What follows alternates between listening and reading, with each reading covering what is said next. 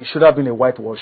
Okay, fine, they escaped by just a one goal deficit. So I think there's really not much of it. The apprehension is not there, especially after we've beaten the Harambee Stars. But Nodi, don't you think there's a possibility of Namibia springing a surprise? I mean, nobody's giving them a chance now. They are likely to have been demoralized by the fact that their coach resigned almost on the eve of this all-important encounter. And then, well, based on the Super Eagles' performance, regardless of the fact that not many goals were scored in that match, but they were thoroughly overwhelmed. So those are two things that would give our players the confidence. But then, is there any possibility of a Namibian shocker? Well, any possibility. We in football we say you can't write off any team. It's not mathematics like people will say. Of course, they are playing at home before their crowd. There is no way you won't expect the Namibians not to push more forward. The era of respect, of course, they can still respect Nigeria being the African champions, going to Kenya to get that massive result, which has really given our boys a lot of confidence going to this game against the Brave Warriors. But the Namibians still have something to fight for. Aside the fact that their coach quit his job a few days to this game, it does not change anything. It's just the fact that the way they went about replacing him was quite professional. Immediately they had a replacement for him, just not to allow that gap before this crucial game. So we just have to be a bit careful this time. We're beating Kenya, fine, but Namibia is very crucial. We have to just get the result so that we don't have to wait till the final day, which a lot of us will want to see because the apprehension will want to extend. Because if we don't beat Namibia and Malawi beat Kenya, it's likely going to be the last day in Calabar or wherever that game is going to be played, and which is going to create a lot of fear and apprehension. And then we are back to the calculators. We start getting permutations, combinations, and wherever we have at our disposal. So I think our boys just have to clean up this game in Windhoek, and try to see if the other games goes their way so that they will forget about the last game in Calabar or wherever that game is going to be played. But the way the Namibians are going about this game, I think they have 4 points. Yes, they have 4 points. So they are 7, we are on 8. So it means they can still put themselves in the picture of qualifying for the final round in their last game against Kenya. Well, let's actually take a look at the Group F standings, the tables of the Group F standings now, to see who has all to play for and who has nothing to lose. Well, those are the fixtures now. Namibia will be taking on Nigeria in Group F, and of course the reverse of it, Malawi will be taking on the Harambee Stars of Kenya. Now, Nigeria is topping that group with 8 points and a +2 goal difference.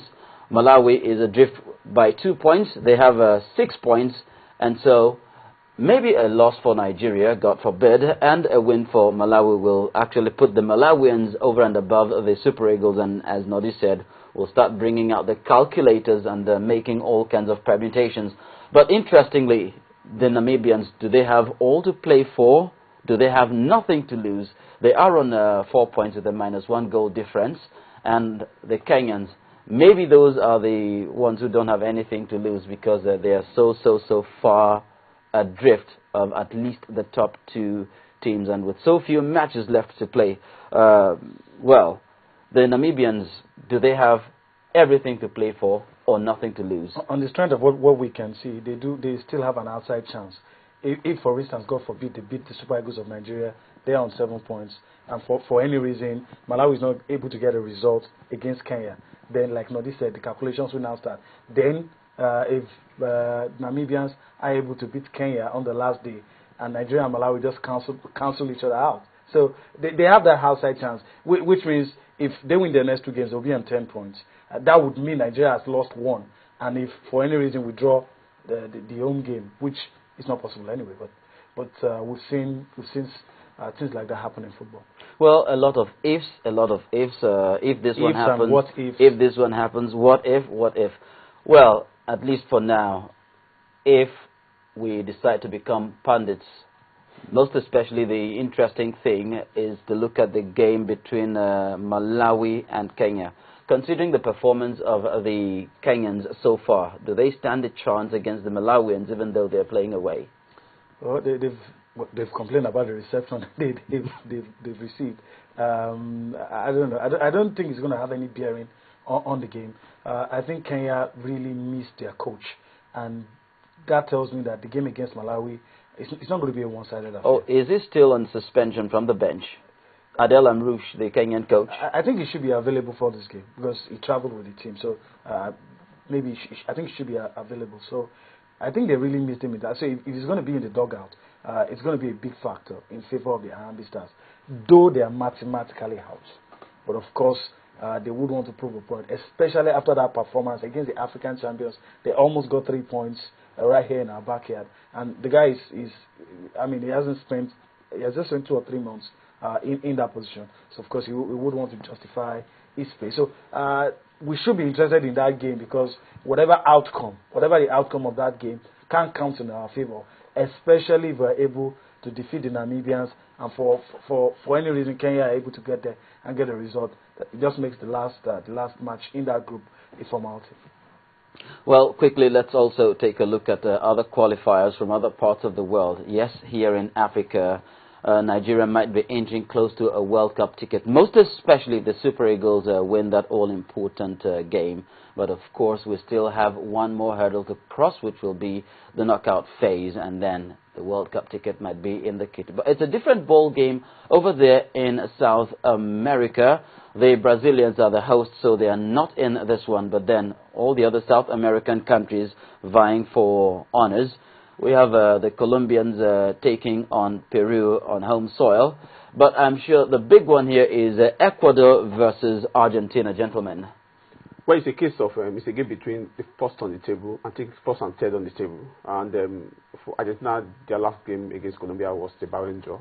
So it means then Argentina look like a team that will get one of the tickets because staying on top of the table with 25 points is enough for you to pick a ticket to Brazil. But it's a horse race. It's a horse race, and it's a horse race that has to do with like 6 teams are struggling for 5 spots because the other 2 are likely not going to be part of the party in Brazil. But Argentina looks like one of the teams that will get to that place. But the fight is going to be between Venezuela and maybe Chile, Peru, and Bolivia for the next 3-4 spots because Colombia are closing down on the Argentine in that. So they need to beat the Peruvian to see they can close them properly so that they have a clear chance of going to Brazil. So that because the way the South American qualifiers is being organized, somebody came up with a word, they call it the marathon series.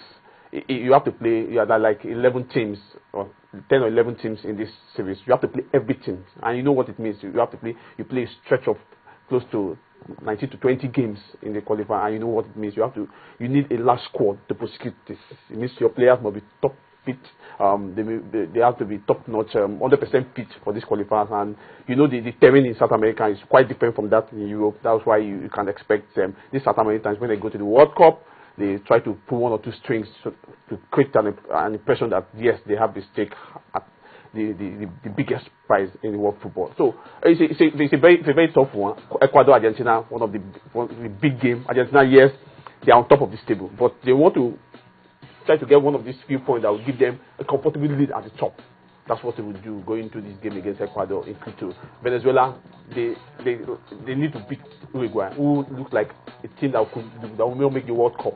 Because if Venezuela lost their last game against Bolivia, so it means they have to win this game to close up on the top 5 spots while waiting for the likes of Chile and Bolivia, who have an outside chance, who has chance of even qualifying for the World Cup to cancel themselves out in Santiago. Well, come to think of it, since you mentioned the fact that they have to play that marathon and number of games, well, I think I will use the word compensation here, talking about the fact that how many countries in the South American qualifying zone. We have over 50 countries in Africa, but then only 5 spots in the World Cup. They have less number of countries, but they have a higher number of spots.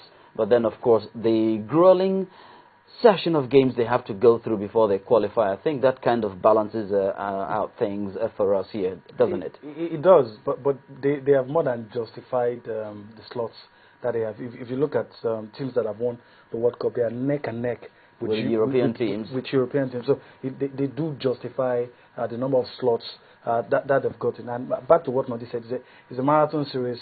Sometimes you lose the battle, you don't lose the war.